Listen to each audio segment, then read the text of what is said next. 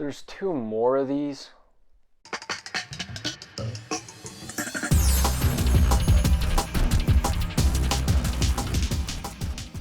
Alright guys, coming back for Silent Night, Deadly Night, Part 3, Better Watch Out. So this is the first one of the series that I really don't have any emotional attachment to. I'd never seen it before, didn't really know what it was about. The only thing going into it I knew was that Bill Moseley was taking over as the role of Ricky, which when I saw that got me excited because Bill Moseley. House of a Thousand Corpses, he's Otis. Like that should have been a recipe for success, but it was not.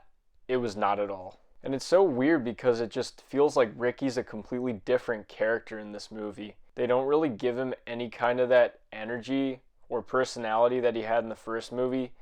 And they just kept this stupid dome on his head, which I thought was fucking just moronic. I hated that. They should have just brought him back any other way, said he was in a coma and just did not have the stupid brain thing and this whole weird side plot about his brain being damaged and he's remembering things. My main problem with this movie is that it just totally meanders. It's a very boring movie and I was very bored watching it. Now, credit where credit's due, it actually fills out the 90 minutes with new footage instead of 2, where the first 40 minutes is just a recap of the first movie. But the thing though is the 50 minutes that's new footage in the second movie is just so much more watchable and entertaining. They knew, like, alright, we only got 50 minutes of footage. Let's pad it out with a recap and just flashbacks and stuff. Instead of doing that, it's like, okay, we have maybe 45 to 50 minutes of story. Let's double it with meandering side plots about hospitals and detectives and things that aren't relevant. Such a boring movie and it's such a slog to get through. The dialogue's of course awkward and stilted. I don't know what else you'd expect from a movie like this, but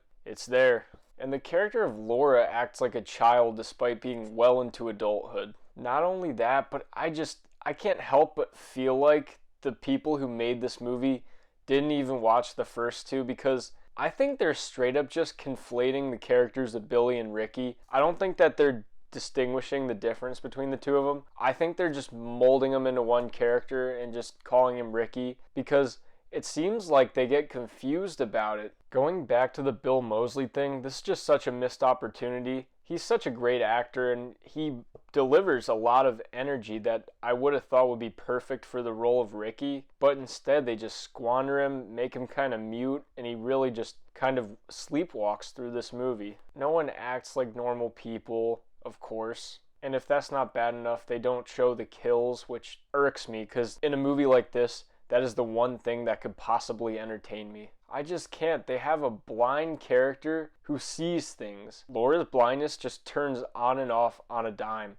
It's so bizarre. She kind of waves around a stick and that's supposed to be enough to convince us she's blind, but she has reactions to things that she would only be able to see. She walks around a room like she can see. It's just so lazy, and there's no serious urgency to the movie because so much of it just takes place in this hospital where Laura's getting these flashes of the first movie and she sees things that Ricky sees, even though he just would not be able to see these things to begin with. There is no way that Ricky remembers or saw his parents die, especially not from his brother's perspective.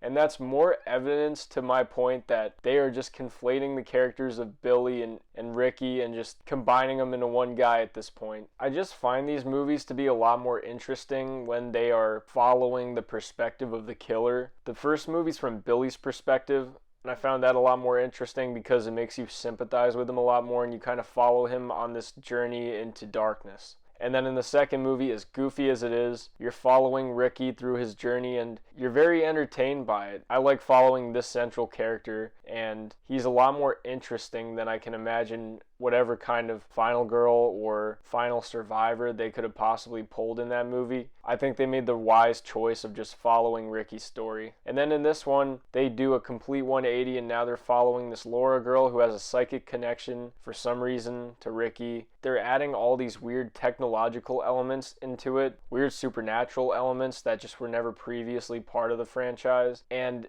it's just such a turn. Doesn't make any sense. The thing is, I don't ask for much, but it's just that the logical consistency in these movies is just totally out the window. and I don't ask for much in these. I mean, I was perfectly willing to accept 2, which is just half a movie, half a recap of the first movie, but I was entertained by it, so I was perfectly willing to accept it. But this movie does the worst possible thing that it can do.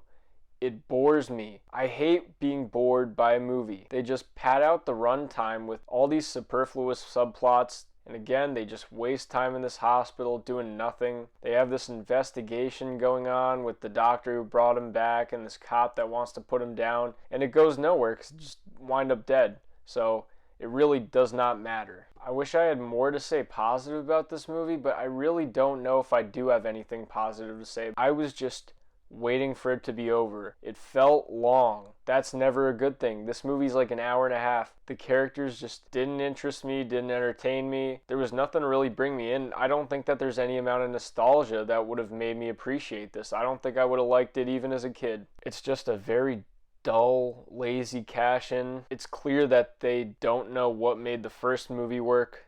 They don't know what made the second movie get such a cult status. Instead of really trying to buckle down on a concept or at least just provide good entertainment, it didn't feel like anybody was interested in actually making this movie, so they just wasted time. Now, I really hope that 4 and 5 are a little better than this. This just feels like the bottom of the barrel. It's such a drop-off in quality, and not that 2 is of great quality, but it's junk food. It's tasty, it's bad for you, but it's entertaining. I liked it. It's funny. There's so much that you could just nitpick about it, but there's so much to enjoy about it. But with 3, there's nothing to enjoy. There's nothing memorable about it. I'm going to forget about this movie tomorrow. I just think it's terrible, and I'm probably never going to watch it again. Hope you guys enjoyed this video. I'm going to move on to 4 pretty quickly, and then once I get 5 out of the way, we're going to be doing a ranking. Have a good one.